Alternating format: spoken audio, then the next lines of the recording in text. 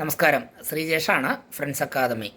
Electrical സംബന്ധമായ ലൈസൻസുകൾ, wireman permit, B class, C class, A class എല്ലാം സംരക്ഷ എന്ന് പറഞ്ഞ ഓൺലൈൻ ആപ്ലിക്കേഷൻ വഴി അപ്രൂവൽ എടുക്കണം. എങ്കിൽ മാത്രമേ നമുക്ക് പുതുക്കാനോ അതേപോലെ തന്നെ ബാക്കി എല്ലാ കാര്യങ്ങൾക്കും കഴിയുള്ളൂ. ലൈസൻസിംഗ് ബോർഡിനെ സംബന്ധിച്ചിടത്തോളം ഒരുപാട് പെർമിറ്റുകൾ ഒരുമിച്ച് വരുന്നത് കൊണ്ട് നല്ല ഡിലേ വരുന്നുണ്ട്. അപ്പോൾ ഇത് ഏപ്രിൽ മാസമാണ്. നിങ്ങളുടെ പെർമിറ്റ് 2025 പുതുക്കിയാൽ മതി, 26 പുതുക്കിയാൽ മതി എന്നൊക്കെ പറഞ്ഞ് നിൽക്കുന്നവർ പ്രത്യേകം ശ്രദ്ധിക്കുക. അപ്രൂവൽ ആവാൻ തന്നെ 3 മാസം 4 മാസം വരെ സമയം പിടിക്കുന്നുണ്ട്. അപ്പോൾ നിങ്ങൾ എത്രയും പെട്ടെന്ന് അപ്രൂവൽ എടുക്കുക.